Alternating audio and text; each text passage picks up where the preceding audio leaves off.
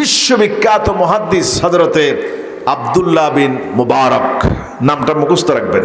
হযরত আব্দুল্লাহ বিন মুবারক বিশ্ববরেণ্য মুহাদ্দিস। তিনি সিনার ভিতরে অসংখ্য হাদিস মুখস্থ। জোরে বলেন সুবহানাল্লাহ। তিনি হজ করতে গেছেন। হজের কাজ শেষ করে যখন তিনি বাড়ি যাবেন, রাস্তার মধ্যে দেখতেছে একটা কিছু দেখা যায়। এটা পুরুষ না মেয়ে? তিনি সামনে বাস হলেন, গিয়া প্রথমে যিনি সালাম দিলেন, আসসালামু আলাইকুম ওয়া রাহমাতুল্লাহ। সুবহানাল্লাহ। প্রথমে সালাম দিলেন।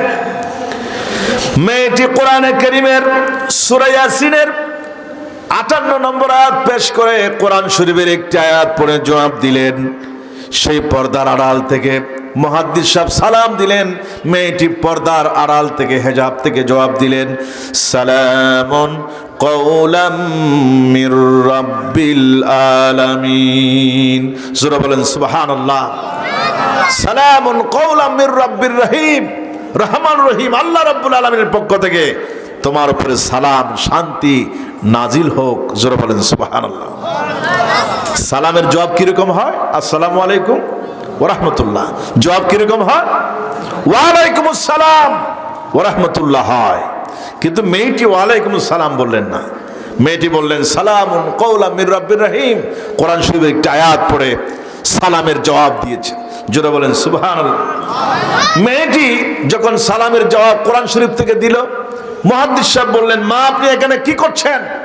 এখানে তো কোনো গাড়ি নাই, বাড়ি নাই, মানুষ নাই, জনশূন্য এলাকা, হোটেল নাই, দালান নাই, কিচ্ছু নাই, আপনি এখানে কি করতেছেন? জোরে বলেন সুবহানাল্লাহ। মেয়েটি কোরআন শরীফের আয়াত সূরা আরাফের 186 নম্বর আয়াত পড়ে জবাব দিলেন, وَمَن يُضْلِلِ اللَّهُ فَلَا هَادِيَ لَهُ। আল্লাহ রাব্বুল আলামিন যাকে গুমরাহ করেন তাকে কেউ হেদায়েত করতে পারেন না। তার মানে হযরতে আব্দুল্লাহ বিন মুবারক তিনি তাকে জানিয়ে দিয়েছেন, আল্লাহ পাক গুমরাহ করলে তাকে কেউ হেদায়েত করতে পারেন না। তার মানে আমি পথভ্রষ্ট হয়ে গেছি, মহিলা মানুষ, এই জন্য আমি এখানে পড়ে আছি। জোরে বলেন সুবহানাল্লাহ। আরেকটু জোরে বলেন না সুবহানাল্লাহ। বলেন না সুবহানাল্লাহ। আমি এখানে পড়ে আছি, মহিলা মানুষ, এই জন্য আমি বিপদগ্রস্ত হয়ে পড়ে আছি। মুহাদ্দিস সাহেব বলছেন, আপনি এখানে কয়দিন পর্যন্ত এরকম করে পড়ে আছেন? মেয়েটি কোরআনে কারীমের সূরা মরিয়মের 10 নম্বর আয়াত পড়ে জবাব দিলেন, সালাসা লায়ালিন সাবিয়া। 3 রাত 3 দিন অতিবাহিত হয়ে গেছে, আমি এখানে পড়ে আছি। 3 দিন 3 রাত পর্যন্ত এই জায়গার মধ্যে আমি পড়ে আছি, মুসিবতগ্রস্ত হয়ে আছি। সূরা বলেন সুবহানাল্লাহ। মুহাদ্দিস সাহেব বললেন, মা 3 দিন 3 রাত পর্যন্ত আপনি এখানে পড়ে আছেন, খানা পিনা করতে গিয়েছেন? আপনি খানা পিনা করতে গেছেন? এখানে কোনো হোটেল নাই, দালান নাই, কোনো খুঁটা নাই, খাদ্যের কোনো ব্যবস্থা নাই, পানি খাওয়ার কোনো ব্যবস্থা নাই, আপনি কিভাবে এখানে বেঁচে আছেন? মেয়েটি কোরআনে কারীমের সূরা শুআরা 79 নম্বর আয়াত পেশ করে জবাব দিলেন, হুয়া ইউতিমুনি ওয়া ইয়াসকিন। তাম পৃথিবীকে যিনি পরিচালিত করেন, খাদ্য দেন, পানি দেন, সে আল্লাহ রাব্বুল আলামিন আমাকে খাওয়াইছেন। মুহাদ্দিস সাহেব বলছেন, আপনি কোথায় খাইছেন? মেয়েটি বলছে, আল্লাহ আমারে খাওয়াইছে। যিনি সবাইকে খাওয়ান তিনি আমারে পান করেছেন, তিনি আমারে খাওয়াইছেন। মুহাদ্দিস সাহেব আবার প্রশ্ন করলেন, যত প্রশ্ন করে সব প্রশ্নের উত্তর কোরআন শরীফ থেকে দেয়। আবার প্রশ্ন করলেন যে নামাজ কিভাবে পড়ছে? নামাজ পড়ার জন্য তো পানি প্রয়োজন, এখানে তো কোনো পানি নাই। মেয়েটিকে প্রশ্ন করা হয়েছে, নামাজ কিভাবে পড়েন? মেয়েটি কোরআনে কারীমের সূরা নিসা 43 নম্বর আয়াত পেশ করে জবাব দিলেন, ফাইল্লাম তাজিদু মাআন ফাতায়াম্মামু সাঈদান তাইয়্যিবা। আল্লাহ রাব্বুল আলামিন বলেন, বান্দারে, এমন কোন এলাকায় গেলে যেখানে কোনো পানি পাওয়া যায় না, ওই এলাকার মধ্যে যদি পানি পাওয়া না যায়, মাটি দিয়া তায়াম্মুম করে তোমরা নামাজ পড়ো। তার মানে এই আয়াত দিয়ে তিনি জানিয়ে দিলেন, আমি তায়াম্মুম করে নামাজ পড়েছি। জোরে বলেন সুবহানাল্লাহ। মুহাদ্দিস সাহেব বলছেন, মা আমার কাছে খাবার আছে, খাদ্য, আপনি কি একটু খাবেন?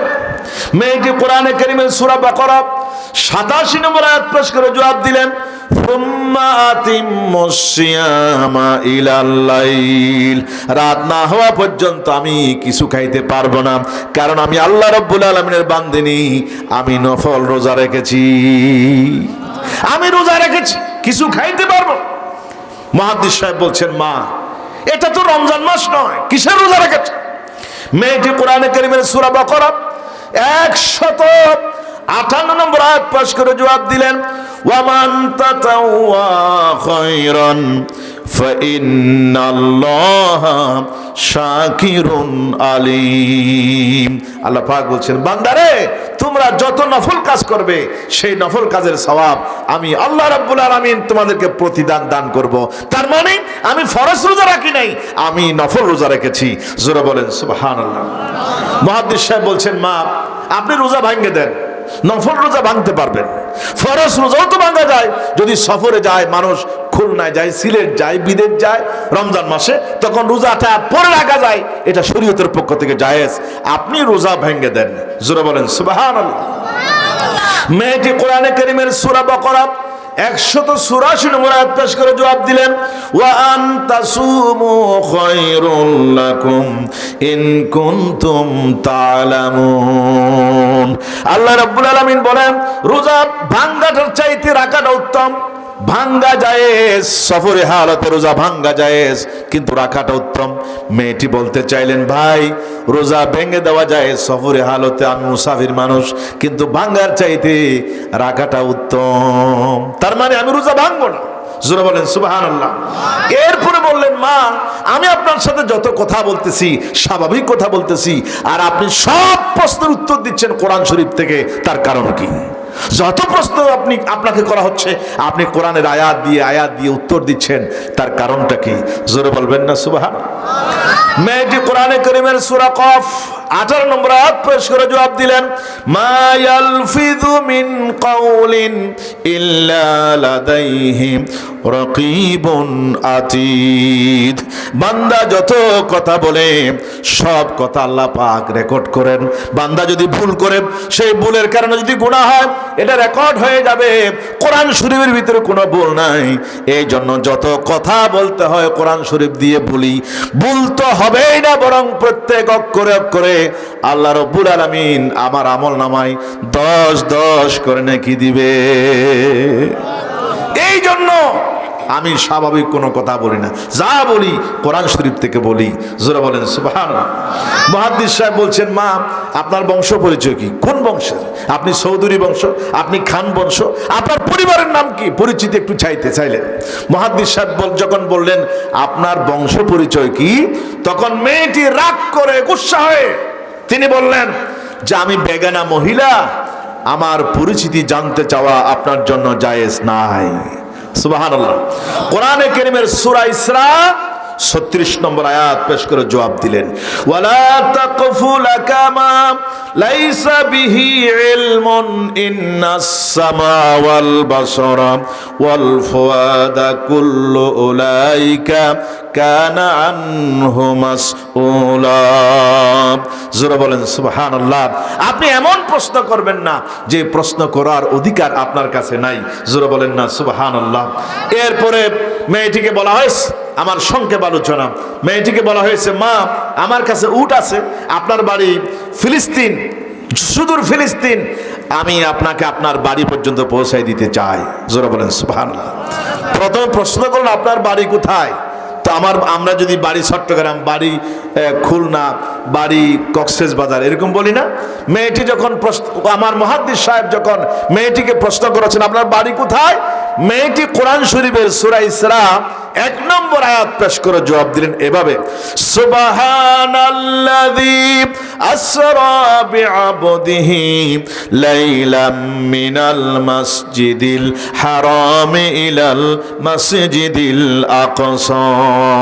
যেখানে ফিলিস্তিন, যেখানে বাইতুল মুকাদ্দাস রয়েছে, সেই ফিলিস্তিন আমার বাড়ি। যেখানে বাইতুল মুকাদ্দাস রয়েছে, সেই বাইতুল মুকাদ্দাস অবস্থিত ফিলিস্তিন আমার বাড়ি, তাও বলে দিয়েছেন কোরআন শরীফের আয়াত দিয়ে। সূরা বলেন সুবহানাল্লাহ। মা, আমার কাছে উট আছে, আপনি একটু উঠুন, আমার কাছে উট আছে, আমি আপনার বাড়িতে পৌঁছাই দেব। মেয়েটি কোরআনে কারীমের সূরা বাকারা 197 নম্বর আয়াত পড়ে জবাব দিলেন, ওয়ামা তাফআলু মিন খায়রিন ইয়ালামুহুল্লাহ। বান্দারা যদি কোনো ভালো কাজ করে, সেই ভালো কাজের প্রতিদান আল্লাহ রাব্বুল আলামিন দান করে। আপনি একটা ভালো কাজ করতেছেন যে আমাকে আপনার উঠে নিয়ে ফিলিস্তিন পর্যন্ত পৌঁছাই দিবেন, নিশ্চয়ই এটা ভালো কাজ, তার মানে সেটা আপনি করতে পারবেন। জোরে বলেন সুবহানাল্লাহ। এখন উঠে ওঠার জন্য, মেয়েটি উঠে ওঠার জন্য যখন আসতেছেন, মুহাদ্দিস সাহেব একটু মাথা নিচু করে দেখতে চাইলেন। কোরআন দিয়ে কথা বলতেছে মেয়েটি, আমি একজন মুহাদ্দিস মানুষ, বিশ্বের শ্রেষ্ঠ একজন মুহাদ্দিস, আর আমার সামনে ইলমের বাহাদুরি দেখাচ্ছে, আমি তাকে একটু চিনতে পারি কিনা একটু থাকালেন মাথা নিচু করে। মেয়েটি কোরআনে কারীমের সূরা নূর 30 নম্বর আয়াত পেশ করে জবাব দিলেন, মুহাদ্দিস সাহেব, আপনি একজন বেগানা পুরুষ, আমি একজন বেগানা মেয়ে, আমার দিকে আপনি এইভাবে করে তাকাবেন না। কোরআন শরীফের আয়াত পড়ে তিনি জবাব দিলেন, কুল্লিল মুমিনিনা ইয়াগুদ্দু মিন আবসারিহিম ওয়া ইয়াহফাজু ফুরুজাহুম। আল্লাহ রাব্বুল আলামিন পৃথিবীর সমস্ত মানুষদেরকে হারাম করে দিয়েছেন পরনারীর দিকে তাকানো, আল্লাহ রাব্বুল আলামিন হারাম করে দিয়েছেন। আপনি একজন পরপুরুষ, আমি একজন পর নারী, আমার দিকে আপনি এইভাবে করে থাকাবেন না। ডাইরেক্ট বলেন নাই, কোরআন শরীফের আয়াত দিয়ে বলেছেন। জোরে বলেন সুবহানাল্লাহ। এরপরে উঠতে গিয়া সামান্য পরিমাণের কাপড় ছিঁড়ে গেছে, একটু কাপড় ছিঁড়ে গেছে। মেয়েটি কোরআনে কারীমের সূরা শুরা 30 নম্বর আয়াত পড়ে আফসোস করলেন, মা সাবাকুম মিন মুসিবাতিন ফাবিমা কাসাবাত আইদিকুম ওয়া ইয়াফু আন কাসীর। এই পৃথিবীতে বান্দারা যদি কোনো অপরাধ করে, আল্লাহ পাক ওই অপরাধের কারণে বান্দাদেরকে শাস্তি দেয়। এটা আমার অপরাধ, আমি উঠতে গিয়ে আমার কাপড় ছিঁড়ে গেছে, এটা আপনার অপরাধ নয়। অর্থাৎ কোরআন শরীফের আয়াত পড়ে তিনি জবাব দিয়ে দিয়েছেন। জোরে বলেন সুবহানাল্লাহ। এরপরে মুহাদ্দিস সাহেব মেয়েটাকে পিছনে নিয়ে ফিলিস্তিনের দিকে যখন অগ্রসর হচ্ছেন, তখন মুহাদ্দিস সাহেব কবিতা পড়তেছে। কি পড়তেছে? কবিতা পড়তেছে। সেই যুগের মানুষের একটু কবিতা পড়ার অভ্যাস বেশি, কবিতা পড়তেছে। মেয়েটি কোরআনে কারীমের সূরা মুজাম্মিল 20 নম্বর আয়াত পড়ে নিষেধ করলেন, কবিতা পড়া বাদ দেন, বরং ফাকরাউ মা তায়াসসারা মিনাল কুরআন। ও মুহাদ্দিস সাহেব, যদি কিছু পড়তে চান আল্লাহ রাব্বুল আলামিনের কোরআন শরীফ থেকে পড়ুন। আপনি যদি কিছু পড়তে চান তাহলে কবিতা বাদ দাও। এই কবিতার মধ্যে 10 লাইন কবিতা, 20 লাইন কবিতা, 5টা কবিতার মধ্যে সওয়াবের কোনো গ্যারান্টি নাই, কিন্তু এই কোরআন শরীফ পড়লে প্রত্যেক আয়াতে আয়াতে, প্রত্যেক অক্ষর অক্ষরে মিনিমাম 10 করে নেকি আল্লাহ পাক লিখে দিবেন। জোরে বলবেন না সুবহানাল্লাহ? আর একটু জোরে বলেন সুবহানাল্লাহ। সর্বশেষ বললেন, মা আপনার কি কোনো ছেলে মেয়ে আছে? সুবহানাল্লাহ বলেন, আর জোরে বলুন। এটা একটা পেশালো প্রশ্ন। দেখুন, আপনার কি ছেলে মেয়ে আছে? বলছে কোরআন শরীফের সূরা কাহাফ 46 নম্বর আয়াত পড়ে জবাব দিলেন, আল মালু ওয়াল বানুনা জিনাতুল হায়াতিদ দুনিয়া। সম্পদ এবং ছেলে মেয়ে আল্লাহ রাব্বুল আলামিনের বিরাট নিয়ামত। এই পৃথিবীর সৌন্দর্য, এই নিয়ামত আর সৌন্দর্য থেকে আল্লাহ পাক আমাকে মাহরুম করেন নাই। আমার ছেলে আছে, সন্তান আছে। এবার মুহাদ্দিস সাহেব বলছেন, তাহলে এবার পাইছি, এবার পাইছি। এতক্ষণ পর্যন্ত তো কোরআন শরীফ পড়ে পড়ে জবাব দিয়েছেন, এবার দেখি এই মেয়েটা কি জবাব দেয়। আচ্ছা বলুন ভাই, আমাদের ছেলের নাম যদি বল্টু মিয়া হয়, সাল্টু মিয়া হয়, ছেলেদের নাম যদি সিডর হয়, সোনামি হয়, বিজলি, মৌসুমি, এই নামগুলো আছে নাকি নাই? নদী, নদী আছে না নাই? আচ্ছা আপনি বলুন, এই যে সোনামি, সিডর, এই যে ব্যারাকসারা নাম, এগুলো কোরআন শরীফে থাকবে? জরুরি থাকবে? নাম রাখার সময় সুন্দর ইসলাম ভিত্তিক নাম রাখার জন্য বলা হয়েছে। জোরে বলেন সুবহানাল্লাহ। মুহাদ্দিস সাহেব বলছেন, তাহলে বলুন তো আপনার ছেলেদের নাম কি? সুবহানাল্লাহ। মুহাদ্দিস সাহেব মনে মনে ভাবলেন, অন্ততই প্রশ্নের উত্তর দিতে পারবে না। অনেক এলমের বাহাদুরি দেখায়ছো। দেখি এবার আপনার ছেলেদের নাম বলুন। মেয়েটি কোরআনে কারীমের সূরা নিসা 166 নম্বর আয়াত, সূরা মরিয়ম 12 নম্বর আয়াত, 3টা আয়াতের টুকরা তেলাওয়াত করে 3টা ছেলের নাম বললেন।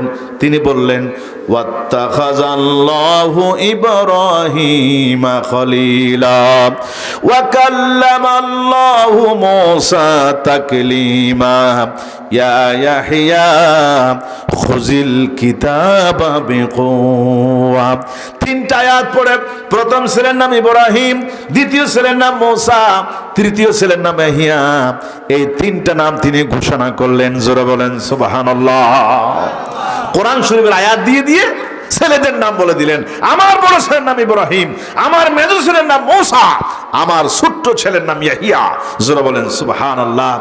এরপরে ফিলিস্তিন যখন পৌঁছে গেছে, ও ইব্রাহিম, ও মূসা, ও ইয়াহইয়া, তোমাদের মা এতদিন পর্যন্ত আপনার হজ করতে গিয়ে একটু পথারা হয়ে গেছেন, তোমাদের মাকে নিয়ে এসেছি। ইব্রাহিম, মূসা, ইয়াহইয়া বলে যখন ডাক দিলেন, 3জন সাদের চাইতে সুন্দর ছেলে উপস্থিত হয়ে গেছে। জোরে বলেন সুবহানাল্লাহ। ছেলেদেরকে মা বলতেছে, দেখুন বাজারে যাও, কিছু এদের জন্য নাস্তা কিনে আসো। এমনি বলেন নাই, কোরআন শরীফের আয়াত সূরা কাহাফ 19 নম্বর আয়াত পেশ করে তিনি অর্ডার করলেন, ফাবাসু আহাদাকুম বিওয়ারিকিকুম হাদিহি ইলাল মাদিনা ফালয়ানজুর আইয়ুহা আযকা তাআমা। ও আমার ছেলেরা, বাজারে যাও আর এদের জন্য, এই মুহাদ্দিস সাহেবের জন্য কিছু রসদপত্র, খাদ্য কিনে আনো, পানিও কিনে আনো। এদের জন্য, মুহাদ্দিস সাহেবের জন্য খাদ্য আর পানি কিনে আনলো। আর মেয়েটি ঘোষণা করলেন, কুলু ওয়াশরাবু হানিয়াম মারিয়া বিমা আসলাফতুম ফিল আইয়ামিল খালিয়া। ও মুহাদ্দিস সাহেব, আপনি আমার জন্য অনেক পরিশ্রম করেছেন, আমার জন্য আপনি কষ্ট করেছেন। এই যে খাদ্য আর পানি আনা হয়েছে, এই খাদ্য পানি থেকে আপনি খাইতে পারেন। জোরে বলেন সুবহানাল্লাহ। আপনি খান। মুহাদ্দিস সাহেব বলছেন, আমি খাবো না। অনশন ধর্মঘট যতক্ষণ পর্যন্ত এই মহিলা, আমি বিশ্বের শ্রেষ্ঠ একজন মুহাদ্দিস, আমার সামনে একজন চমক লাগিয়েছে, এই মহিলা আমার সামনে কোরআনের আয়াত দিয়ে দিয়ে এতক্ষণ পর্যন্ত কথা বলেছে, তার পরিচিতি না জানা পর্যন্ত আল্লাহর কসম আমি কিছু খাবো না, পান করব না। জোরে বলেন সুবহানাল্লাহ। আগে এই মহিলার পরিচিতি আমাকে দান করা হোক। জোরে বলেন সুবহানাল্লাহ। তখন ছেলেরা বলতেছে, শুনুন আমার শেষ কথা, ছেলেরা বলতেছে, ও মুহাদ্দিস সাহেব, আপনি আমাদের মাকে শুধু একদিন দেখে আর সহ্য হলেন, আমরা আরো বেশি আশ্চর্য। আল্লাহর কসম, দীর্ঘ 40 বছর আমার মা আমাদের সাথে, আমাদের বাবার সাথে, আমাদের আত্মীয় স্বজনের সাথে যখনই তিনি কথা বলেন, কোরআন শরীফের আয়াত ছাড়া তিনি 40টা বছর কোনো কথা বলেন নাই। জোরে বলেন সুবহানাল্লাহ। আরো জোরে বলেন সুবহানাল্লাহ। বলেন আল্লাহু আকবার। এবার বলেন ইয়া রাসূলুল্লাহ। 40 বছর আমরা সহ্য হয়ে গেছি। মুহাদ্দিস সাহেব এতক্ষণ পরে একটি আয়াত বললেন, সুবহানাল্লাহ। যালিকা ফাদলুল্লাহি ইউতিহি মান ইয়াশা ওয়াল্লাহু যুল ফাদলিল আযীম। এটি মহান প্রভুর, মহান আল্লাহর মহা অনুগ্রহ ছাড়া আর কিছুই নয়। আল্লাহ রাব্বুল আলামিন যাকে বিরাট অনুগ্রহ করে 40 বছর তিনি কোরআন শরীফ দিয়ে কথা বলতে পারেন, আল্লাহর অনুগ্রহ ছাড়া এটা কখনো সম্ভব নয়।